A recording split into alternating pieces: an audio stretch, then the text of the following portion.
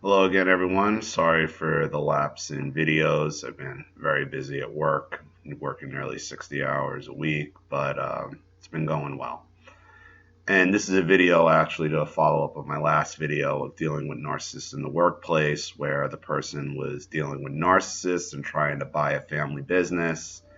And I basically told her, the odds of you getting that business, dealing with narcissists are pretty slim. But there's been some follow-ups and some things going on, and I've been meaning to make videos for this person sooner, just haven't gotten around to it. But it's worked out in her favor, as there's been seems like some definitive resolution to her situation. And again, this person's been very generous with contributing to the channel through PayPal, so thank you for that, and I appreciate it very much. And to the title of the video, sometimes the black sheep has had the power all along. When you're raised by narcs and exposed to abuse from a young age, you quickly learn to adapt to the fucked up people, especially as a black sheep. You also learn to always think 10 steps ahead as an astute observer in any situation, and how to play the game to get what you need with these people, but never use it to hurt good people, only to use it to ethically help others when extreme injustices are taking place. And that having to think 10 steps ahead at all times is something we all deal with. And some people will think we're aloof or not paying attention, whereas when you're a black sheep or you're the victim of narcissism, you are much like the narcissist is thinking 10 steps ahead to perpetuate their lies. We also have to think 10 steps ahead to figure out where the attack is coming from. It's living in a world of, well, what if this, what if that, and how do I respond to this, and how do I respond to that? And that could make you seem very aloof, like you're not paying attention, like you don't care, when really all you're trying to do is protect yourself and figure out where the attack is coming from. Every human being, regardless of the accident of birth we call wealth or circumstance, is born and will die with the 5 truths of self. We are all lovable, we are all capable, we are all valuable, we are all equal, and we are all powerful. The problem is our society is adversarial to a sense of self, and so is life. I don't know if society is adversarial to sense of self. It's adversarial to, a sense of self other than yourself. Whereas the society is narcissistic, so they're aware of a sense of self, but it's only to oneself and not to anybody else. Children of abusers don't believe the 5 truths of self because we are raised as victims. We are victimized and we live fearfully. We wait for the next asshole to come along and destroy us.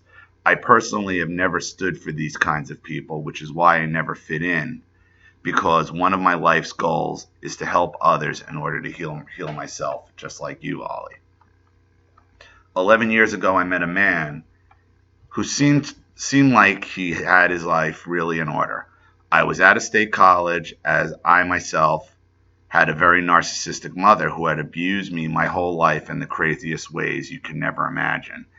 And there is not a time to describe the way I have spent the last 31 years trying to earn the right to be loved by everyone around me.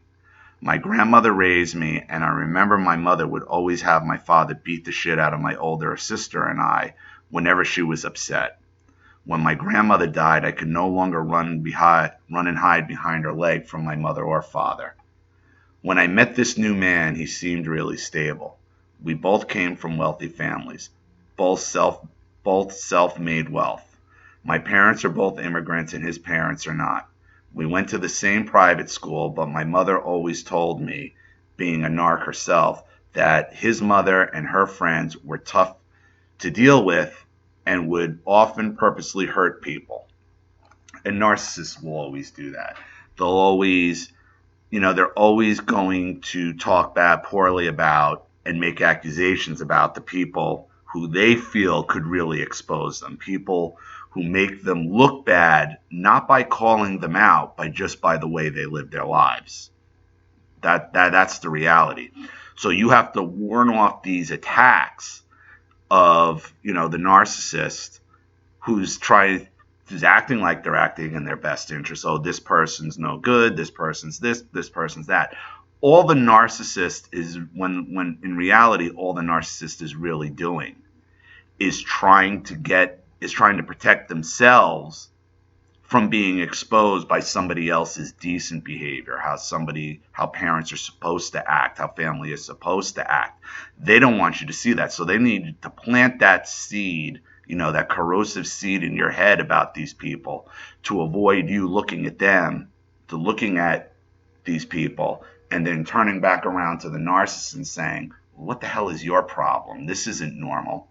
And that's what they're fear of. In private school, my mother's best advice was to act like manipulative people were not hurting me, even when they were. So I spent a whole lot of my life pretending not to be hurt, which ended up with me acting okay with real shitty friends and becoming a pleasing doormat. And so many of us do that. So many of us do that because, we're so afraid to fight for ourselves. We'll act like everything's okay, especially when younger, and nothing really bothers us, hoping it just goes away. And those feelings never do, and those behaviors never do.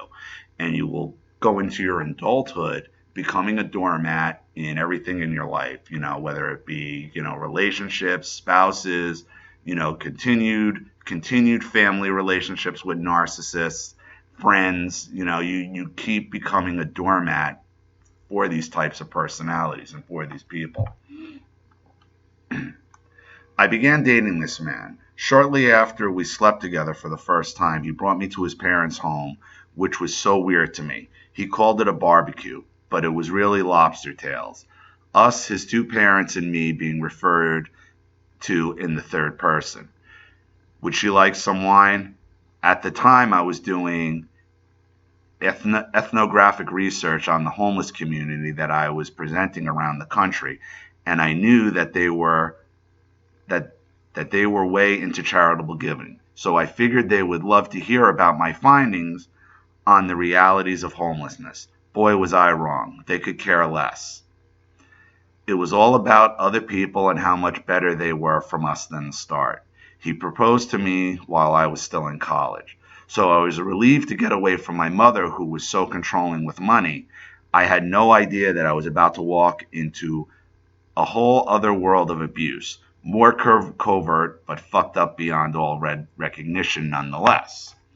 Okay, so she's obviously still dealing with, narcissistic in-laws from a narcissistic parents as well, and though her narcissistic parents were probably right about the in-laws, the narcissist doesn't even realize why they're right. They looked at her in-laws, okay, and I'm talking about her parents, looked at her in-laws, okay, as a threat because they had more money and they were successful, so immediately they have to start shit-talking them. Even though they're actually proven right because they're narcissistic as well, and their charitable giving is for themselves, not to actually help anyone, it doesn't change the intent from the original narcissist either. So this woman's getting it from both ends. And, unless you stop and break it down, you can't just turn around at this point and say, oh, well, I guess my mother was right. Well, your broken clock is right twice a day. Okay, you still got to drill down to the brass tacks and figure out where the attack is coming from, because her parents didn't even know his parents before they started making the attack. The fact that they were proven right down the road is kind of meaningless. When we were engaged, we went to a trip to Hawaii to watch his sister, somatic narc, compete in an Ironman. It was awful. It was a whole slew of attacks followed by more attacks when I would want to stay in that night to hide from the attacks. We paid you to be here. Little did I know I was in for 11 years of this shit and worse. I remember one night his mother making fun of how disgusting gift baskets were after I sent them one as a thank you for an engagement party they had thrown us, saying how I was a pig for offering my husband a bite of my food. I left the table in tears. The waitress grabbed me and said, "Honey, I have been watching that bitch destroy you for the past hour. Are you all right?" His sister came to my room that night and pretended to care. She told me that perhaps I was jealous of her mother because I couldn't afford the nice things her mother had, and that's why her comments about gift baskets being cheap and disgusting were offensive. We waited at the finish line for his sister, and we were in tears of excitement watching her finish and got pictures of her.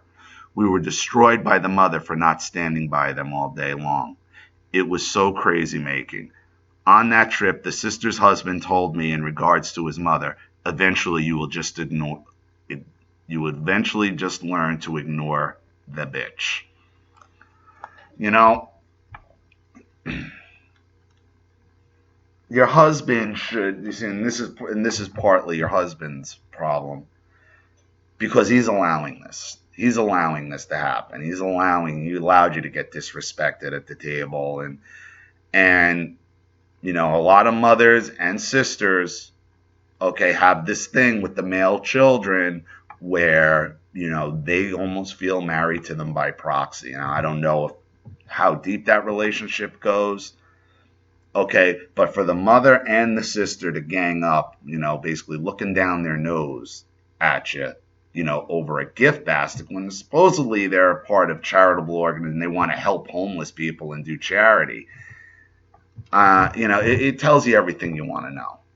Okay. And this will not get better, or will not get better. You can't really fix this. You can stand up for yourself.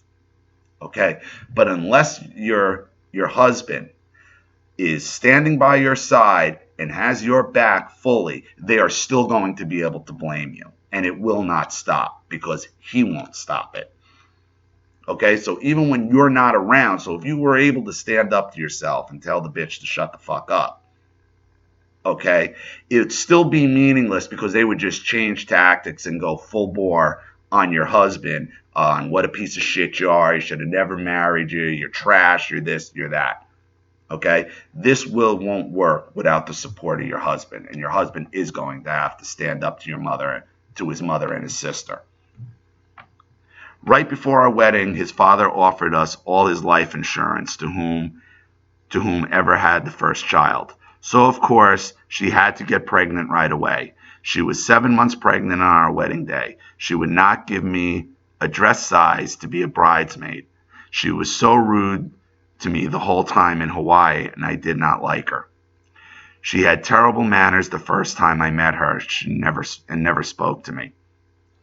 I never liked her. She never liked me. We offered her the option of being our honorary bridesmaid because our church ceremony was 2 hours long. Instead, she sent me an email calling me a stupid fucking spoiled bitch, saying she wished I was dead and tried to convince my husband to discard me. He wouldn't. Well, that's good. But right there, I'm like, this girl is way too involved in her brother's life. Way too involved in her brother's life. And this is all born out of jealousy. Sister's jealous of you, period. You might be better looking than her. You might be younger than her. You might have a better body than her. You might be smarter than her. Okay, whatever it is, she sees you as a threat and you must be taken out.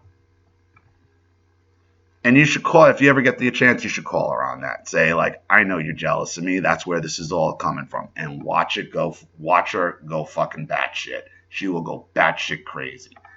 Okay, because the truth is what really drives the narcissist crazy. When you have the truth and you call them on the truth and they know you got them, they lose their minds. Then came the prenup, the black sheep power. Their prenup was like anything my attorney has ever seen, ever. It was a statement of surrendering all my rights and even enslaving me as their employee if they wanted post-divorce. Walking into the courtroom upon divorce and leaving completely nude with no child support, no alimony, nothing. Needless to say, my other in-laws have signed that shit. But my mother, being a narc, had the best attorney in town. Knowing I was planning on eventually finishing a master's degree and that we would eventually contribute, my attorney proposed half of everything before, during, as a royal fuck you for such for such an insulting contract. My father-in-law fired his attorney and called to scream at me. I quietly listened and apologized nonetheless. But nonetheless, I got my way. Thus, a win is born. After that was a smear campaign. And like I said in prior videos, narcissists love to use the legal system. They love to use lawyers and contracts and signatures, okay, until you call them on it and call them on their behavior, and then you're still a piece of shit. But she got her way in the end. After that, it was smear campaigns all over town now of how big a bitch I was for kicking his sister out of my wedding. Forget that she never gave me her dress size, sent me the worst email wishing I was dead, or that she didn't want us to get married. I was in the wrong for wanting her to be an honorary, since I know a pregnant woman can't stand for 2 hours at a crazy long religious ceremony. And let's face it, win number 2. Fuck them, fuck their pregnant daughter.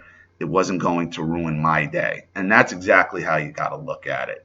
That is exactly how you got to look at it. You won because you didn't have her there. I lost. And when I got married to the ex, okay, I was forced to have one of my cousins in there in the wedding. My cousin Mark, my Aunt Ginny's kid, who was a holy terror as a kid and the biggest asshole you ever meet. And to this day, he's still a little fucking spoiled asshole, who I was forced to have him in the wedding. I didn't want him there because I knew he couldn't behave. And I think he was like 10 or 11 at the time.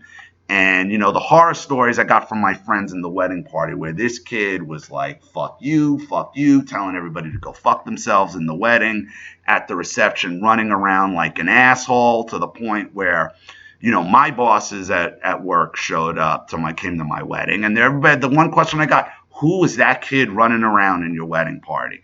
It was an utter embarrassment. And I called him on. I didn't even get an apology for it. So you won out by not having that fat bitch in your wedding party, because she would have made it about herself and ruined it. So you're right. That is win number 2. 2 children and 2 businesses later, and a shitload of crazy ass attacks later, including upon returning from maternity, the HR manager told me that my father-in-law was asking about my hours. I was confused as to why he would be asking her. Later that week, I went to a family dinner where his wife and daughter asked me how many hours I was working. I was very uncomfortable and felt like I was being discriminated against because I had just had a baby and was returning from my Family Medical Leave Act leave, during which I worked the entire time of my FMLA, which is illegal. Once we looked at my hours and discovered between home and work, I was working well over 55 hours a week, and I ended up getting a raise because of it. Win number 3. So I finally lost the baby weight and hit up a charity gala with some friends that the family was at. The narc will always look to fuck. They're always looking. They're always looking for something to put you on trial about, make you defend yourself about, to keep you on edge. It's good that you kept all this stuff documented. It really is. The charity gala caused the narcs love to publicly show how great they are, but emotionally destroy the ones at home. Charity starts at home, assholes, at home. Emotional abuse of your own kids, but donate to the hospital. Fantastic. Many of these have been awful, but this gala, I recall feeling happy that I had finally lost the baby weight and looking sexy with a group of loving friends around. At this gala, my sister mother-in-law approached me on my father-in-law's behalf, noting that he was concerned having me as his employee and he was wanting to fire me because I swear too much, but he is afraid to because I am married to his son and make them look bad. Then she proceeds to yell at me to the point of tears, and the security guard had to pull her off me because of a joke I made to her husband's boss, who was complaining that the nicest hotel wasn't nice enough and he had way too much money to stay in a place like that. I approached my father-in-law about it, and he didn't seem to care and said I was an embarrassment and deserved it. His wife called me trash. I asked him if this was a fair way to be treated, and he said I deserved it. The next day, I even apologized to my brother-in-law for joking with his boss, who was probably just flirting, and he seemed fine. I also called my mother-in-law, and she took the opportunity to point out that because I was beaten as a child, something I told my sister-in-law a long time ago while preparing her for her daughter's birthday, that now she knows why I am so trashy. After that, I had my next child and continued to thrive at work. When my husband leaves town, I am left to often handle all the issues, which I do. You know, the real response to this is every time they call you trash is to turn around and say, just because you have money doesn't mean you're not trash. You're the ones obsessed with trash because you are trash, and all your money in the world doesn't make up for the fact that you are trash. Money to a narc is nothing more than whipped cream on dog shit. That's what it is. It is whipped cream on dog shit. Because once you get past all the money, what do you got left? A big, steaming, heaping pile of dog shit. That's what it is, and that's how you should explain it to her. Explain who they are. They are whipped cream on dog shit.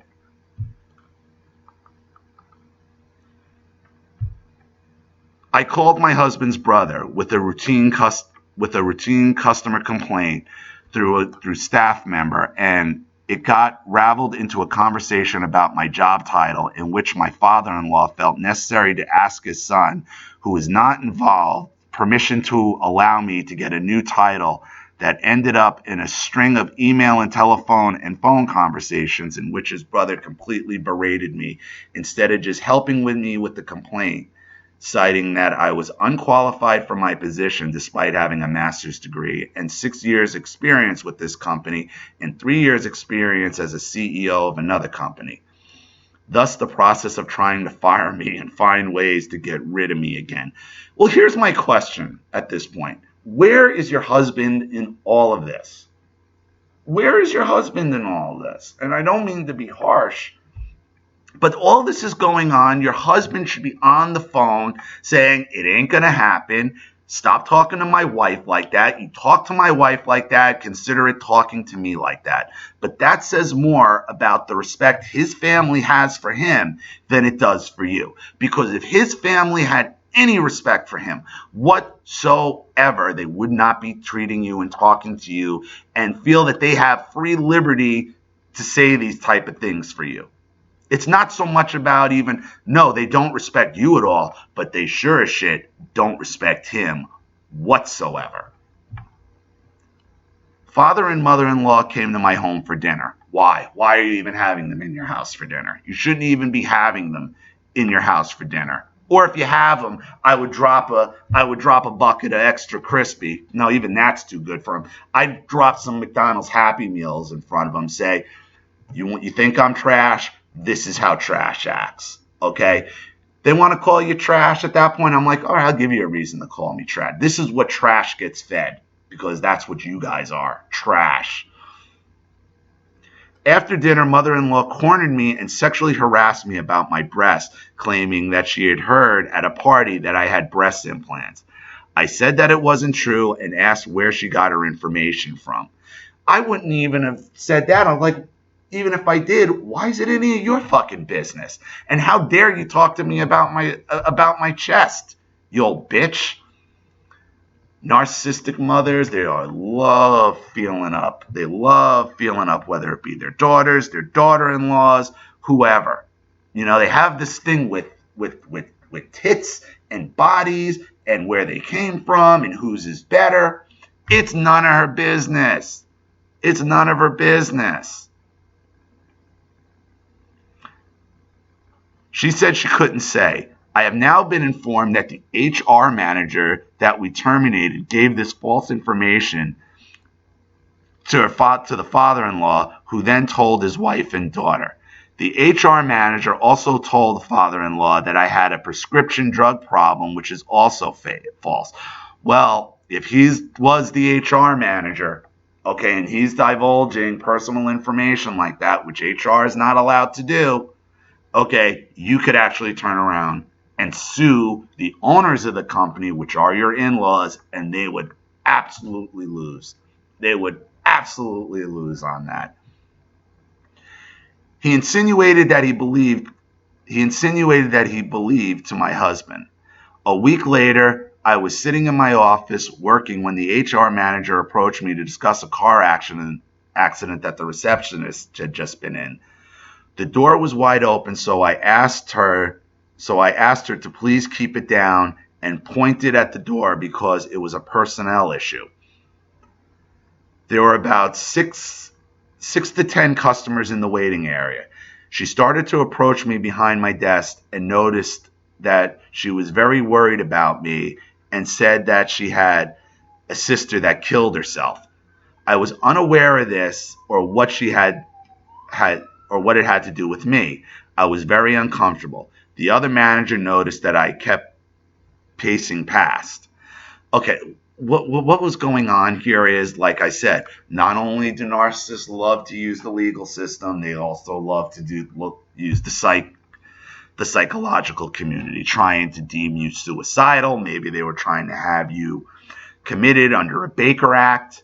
Like, the narcissist just keeps using the same tricks out of the same grab bag, and they will enable all their flying monkeys, whether they're other family members, friends, or in this case, employees. And coming from somebody like a human resources manager, who are typically trained to deal with this sort of stuff, okay, she was trying to get you to say you were suicidal, maybe you taking a pill, and then they can send you home, and now they can almost have reason to cause to terminate you. Put you in rehab, put you in a psych facility. I mean, this is really deep-seated narcissistic tactics that they're using. However, they all come from the same grab bag. She then leaned forward and patted me with one arm on the back while looking through my purse with the other bag, saying she needed to know what drugs I was taking. Violation right there. That is a violation of your. You can't do that.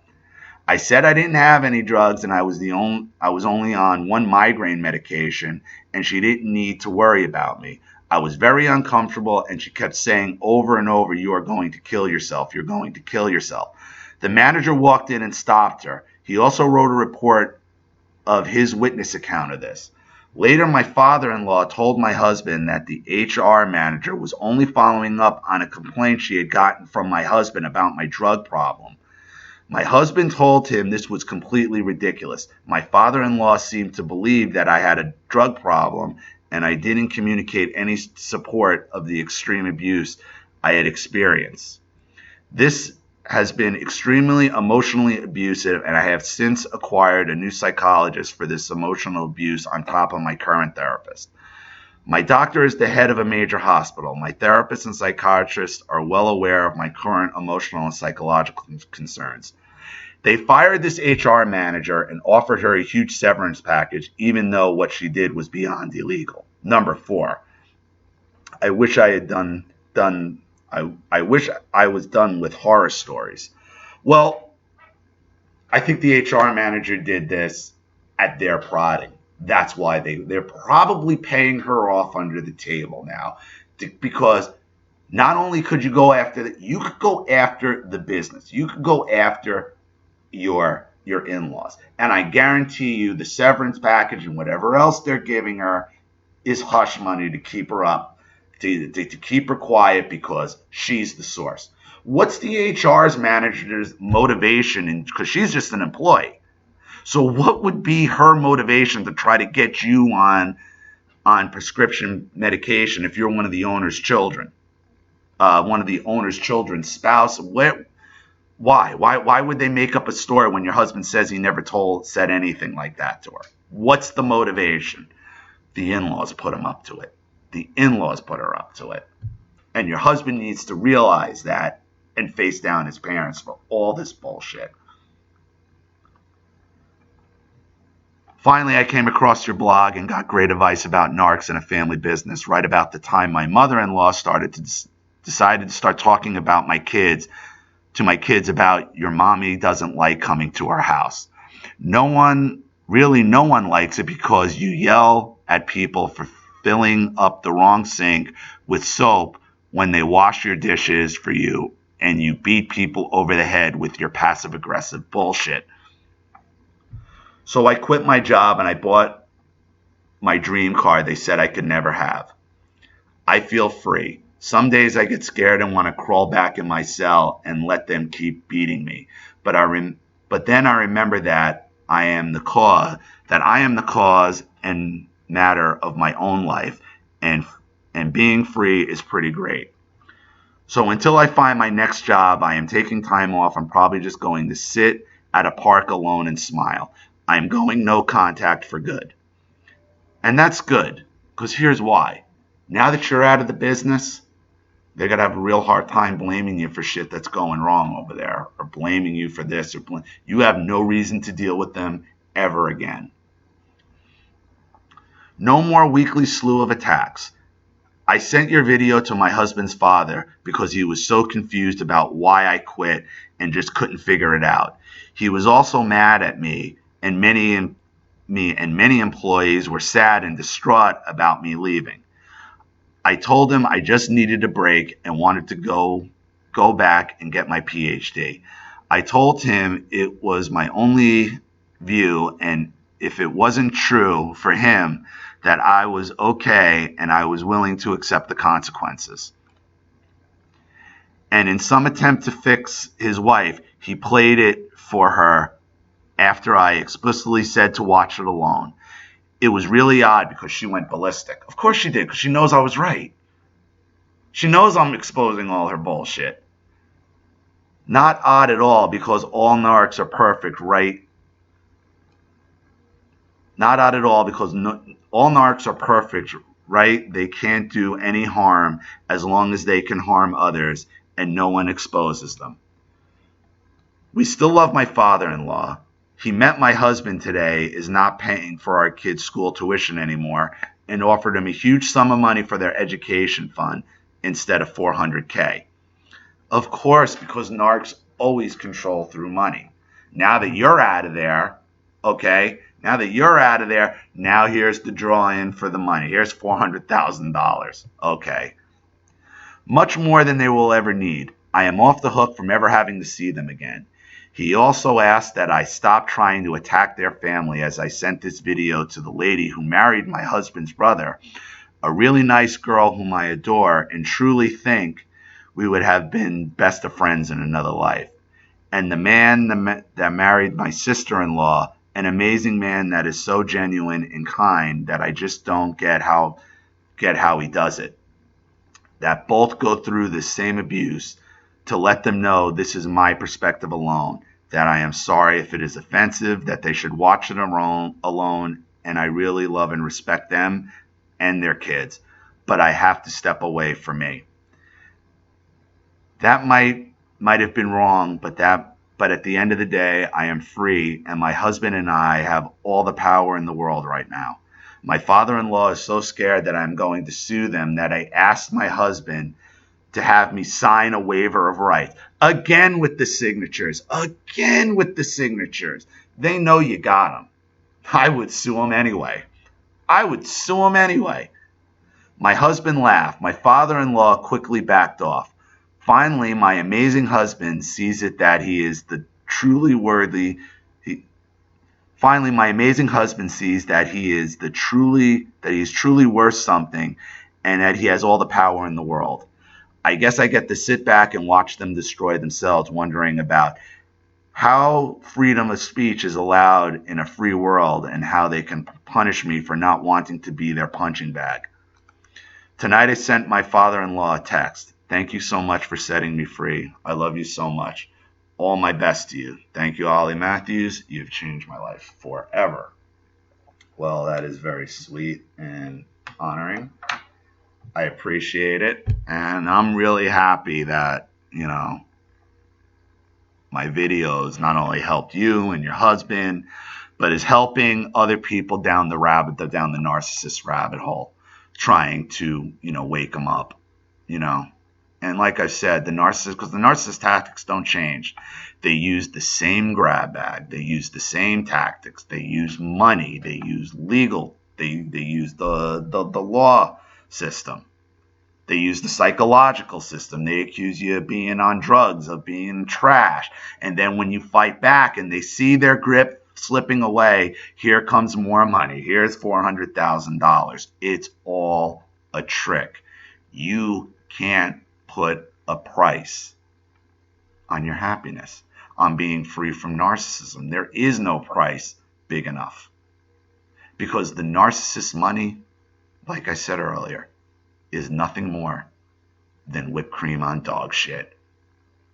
And that's going to be the title of this video now. So I appreciate it. And yes, you did have the power all along. All along. And a lot of us do. A lot of the black sheep. We have the power and they know it. That's why they attack us.